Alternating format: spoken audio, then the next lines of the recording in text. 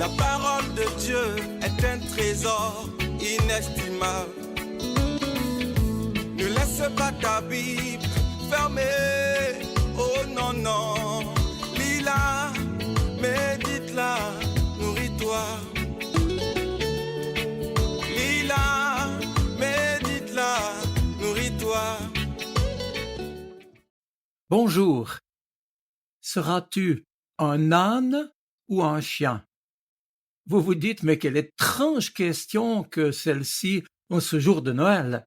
Et vous avez raison. Et pourtant, elle prend sa source dans le Nouveau Testament lui-même. Rappelez-vous, Marie enceinte s'était rendue à Bethléem, assise sur un âne. Et Jésus, bien plus tard, est entré à Jérusalem, juché non pas sur un beau cheval blanc, comme l'aurait fait triomphant un général romain, mais tout simplement assis sur un âne. Rien de somptueux, rien pour frapper nos regards. Et puis, non pas une maternité ou une maison de naissance toute proprette avec l'assistance médicale requise, mais une écurie, une étable, et en guise de petit lit, une simple mangeoire avec un peu de paille. Oui, c'est comme cela que Dieu s'est fait homme pour nous rejoindre et partager notre réalité humaine avec ses drames et ses possibles, ses joies et ses peines. Petit, pauvre, fragile, vulnérable, voici donc l'enfant de Noël. Mais pas n'importe quel enfant, mes amis, car en fait, il est Emmanuel, ce qui veut dire Dieu avec nous, Dieu avec toi aussi, dès ce jour et pour toujours. Voilà pour l'âne. Et maintenant, voici le chien. En fait, un petit chien qui mendille, tel que désigné dans ce récit de l'évangile de Matthieu, chapitre 15, versets 21 à 28. Écoutez-le, il nous est dit qu'aux confins de la Galilée, une étrangère vint vers Jésus. Elle se met à crier « Seigneur, fils de David, aie pitié de moi. Ma fille a un esprit mauvais en elle, elle va très mal. » Et Jésus déclare « Mais Dieu m'a envoyé seulement pour les gens d'Israël qui sont comme des brebis perdues. » Mais la femme vint se mettre à genoux devant lui en lui disant « Seigneur, aide-moi !» Jésus lui répondit « Ce n'est pas bien de prendre la nourriture des enfants et de la jeter aux petits chiens. » La femme lui dit « Seigneur, tu as raison. Pourtant les petits chiens mangent les miettes qui tombent de la table de leur maître. » Alors Jésus répondit à la femme « Ta foi est grande. Que les choses se passent pour toi comme tu le veux. » Et au même moment, sa fille fut guérie. Mes amis, nous sommes tantôt de petits ânes sur lesquels on peut s'appuyer, et tantôt de ces petits chiens qui mendient des miettes à Jésus. Et cela dépend bien sûr des circonstances dans lesquelles nous nous trouvons. Et toi qui m'écoutes, peut-être aujourd'hui es-tu l'un ou l'autre.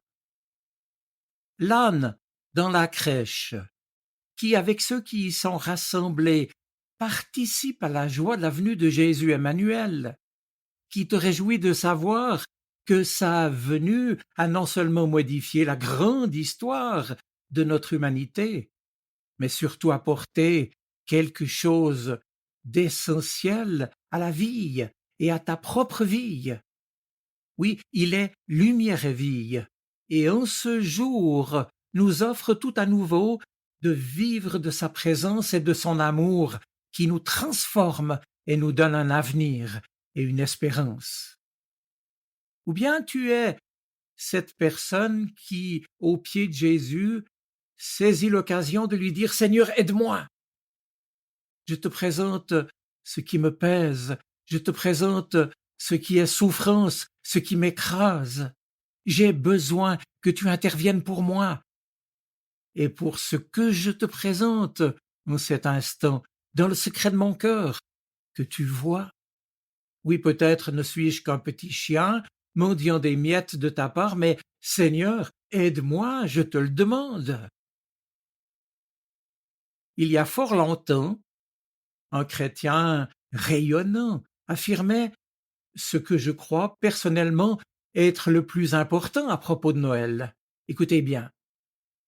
Jésus, disait-il, Jésus pourrait naître 1000 fois à Bethléem.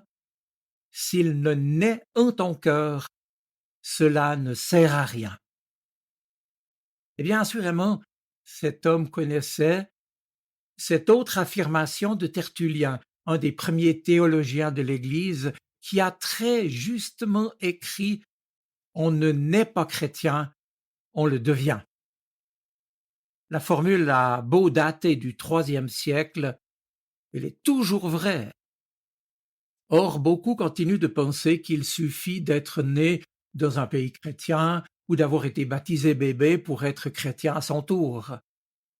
D'autres, quant à eux, se rassurent en portant une croix à leur cou ou en la plaçant au-dessus de leur lit.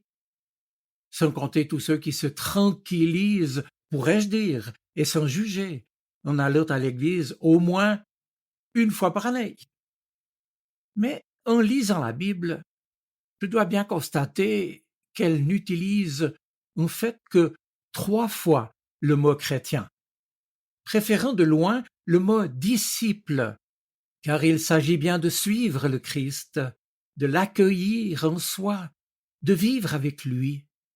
Devenir chrétien, je le rappelle donc en ce jour, c'est nécessairement un choix personnel et même un engagement que personne ne peut prendre à notre place. Alors, mes amis, que l'on soit un simple petit âne, prêt à servir, ou un petit chien affamé, qu'on écarte ou qu'on méprise, c'est aujourd'hui que Jésus, le Messie annoncé par les Écritures, Jésus, le Christ, Fils de Dieu, Sauveur, oui, c'est lui qui t'accueille et qui t'écoute. Approche-toi de lui, ne crains rien, il est là pour toi, Emmanuel, Dieu avec toi, Dieu avec nous.